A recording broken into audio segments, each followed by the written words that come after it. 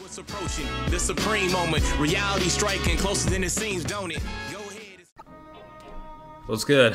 Busy day so far, but finally got some time to catch up on a little content. I know this has been requested a little while ago, so like I said, finally catching up and gonna do a quick showcase on this guy on a Potara Category team. So let me cover the stats a little bit, but as always, definitely make sure to like the video, and if you're new to the channel, go ahead and hit that subscribe button. So this is the TEQ Vegito Blue that recently came out on global, so let me just break down the stats a little bit. I'm sure you all know, but just for formalities, let's just kind of go over it. He does provide super type allies plus 3 key, HP attack and defense increase of 120% when team includes all 5 super types.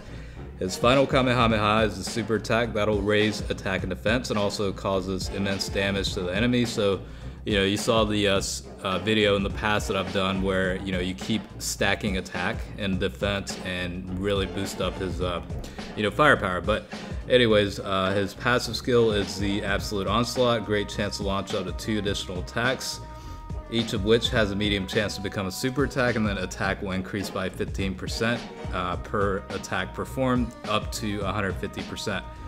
League skills, he's got Super Saiyan, that's 10% to attack. Kamehameha will increase attack by 2500 when super attack is launched. Warrior Gods will add 10% to attack. Power bestowed by God will add 2500 to attack when super attack is launched. And then Fuse Fighter plus 2 key, over in a flash will add 3 key, and then Fierce Battle will add 15% to attack. He does fall into 2 categories, Realm of Gods and Potara Category. So for this video, you're gonna see it on a Potara Category team.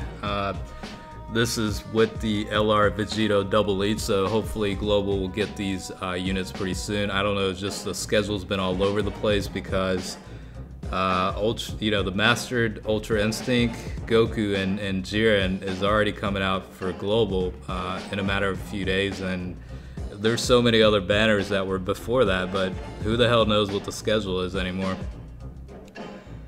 So for the most part, you are going to see them linked up with the TEQ Vegito just because they do share a few linked skills, and also Vegito has the passive skill of 30% increase to attack, so you know, factoring all that in, it's a good way to boost up Vegito Blue's attack. And this guy, I mean, it's pretty obvious, but the longer the battle drags out, the better he gets. I mean, the more powerful he will get. And that's pretty much, you know, the thing about this guy. So probably later down the road when events get much longer and harder, this guy is probably going to be, you know, one of your clutch individuals that are going to help. Now, I did include the Super Saiyan 3 Bardock because he does provide 40% increase to attack for super type allies when HP is 70% or below. It was kind of requested in the comments section, and I figured it'd be kind of a good way to, you know, include that unit on there. And, you know, he's not really, I don't even know when he's coming out on global. He should have been out a long time ago, but who the hell knows, like I said.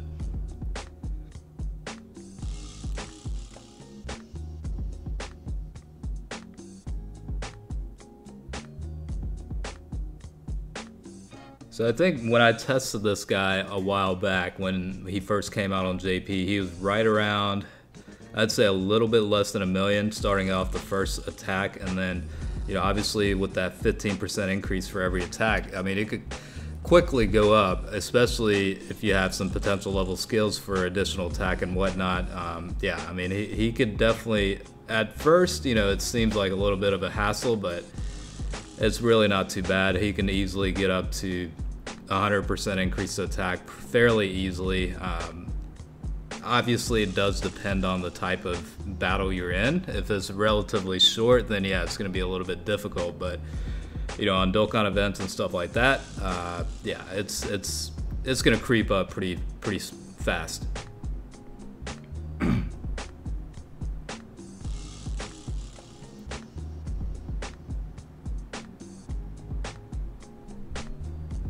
I guess the other thing to note is, I forgot to mention in the beginning of the video, but this is a server test, so you know, the stats are a little bit inflated to where, you know, the HP, attack, and defense stats are a little bit higher than what they should be. and the potential level skills are all at level 20, so that's a little bit unrealistic. But I mean, at the end of the day, I mean, additional attack, criticals, evasion, I mean, you can isolate them separately and think about them, you know, how effective they are. So I don't think it's such a hassle to where it's that unrealistic. I mean, additional attacks are additional attacks, criticals are criticals. It's just a matter of, you know, frequency of all of them kicking in, I guess, is the only difference. So I think he'll be able to go into Dokkan mode here. We'll have to see. Probably. Well, I should have collected the purple key. He would have went into Dokkan mode for that if that was the case.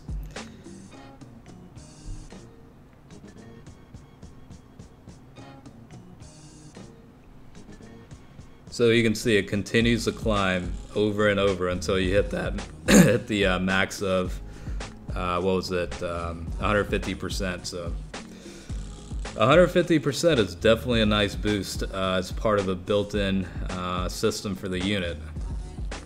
I mean, most of the time, you know, it's considered good if a unit has a passive skill of 90% or even 100% increased attack. So the fact that he has 150% should tell you that, you know, even though he does have to creep, you can see, you know, 2.7 million potential output here. I mean, it definitely adds up.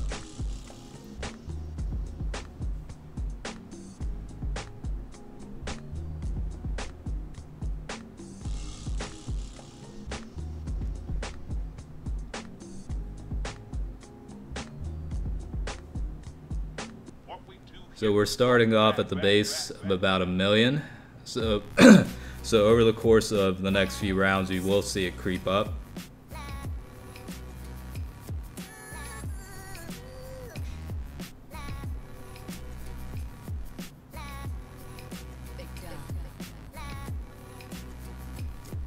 I mean, it's also important to note that his defense will also increase through that stacking effect. It's not just his attack that benefits from this. So, you know, depending on how long the battle is, he could actually defend pretty well too.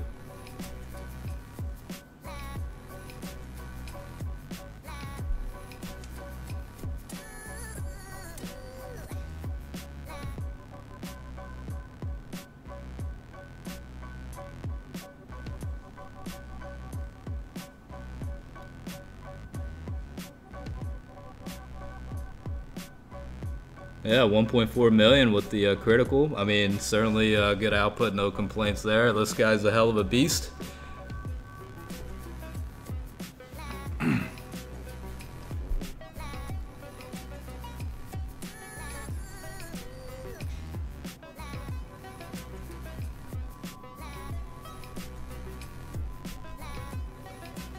It's kind of funny because I've really struggled to keep up. There's so much content out in JP right now, so I've been trying to do as much as I can on there, and then, you know, any additional time I have, I've been trying to, you know, grind and whatnot. So, I mean, you saw there with the normal attack, he's doing 300,000 in damage. I mean, that's not a joke. I mean, that's crazy.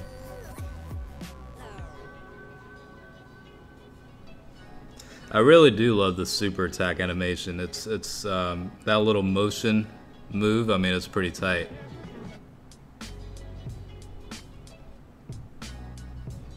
So this is a good representation. You can see it every attack. It's going up like crazy for his super attack. So, you know, with the additional attack levels in the potential system, I mean, you could definitely provide a catalyst as to getting that 150% increase attack as soon as possible. So, I mean, I don't know. In my preference, I'd probably do a combination of additional attack and criticals. Maybe like the level 12 for additional attack and level 14 for criticals. Maybe something like that.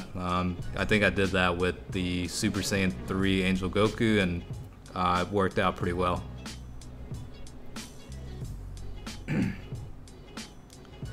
Alright, let's see how he does here. Should do pretty decent damage. Yeah, 4.7 million in damage, and I don't even know if he hit the max of 150% at that point yet.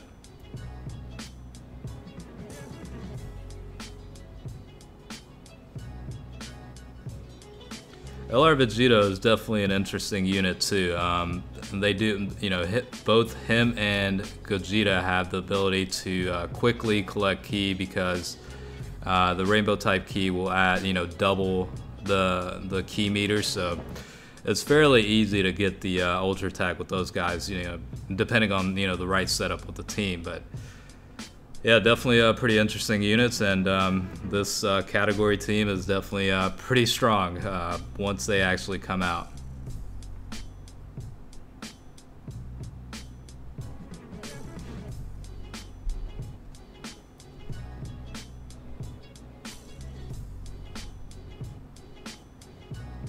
I know initially when he first came out, people thought it was a little bit underwhelming because of the power creep, but like you saw in this video, it goes up pretty quickly, and when it does, he goes into beast mode, and he doesn't mess around.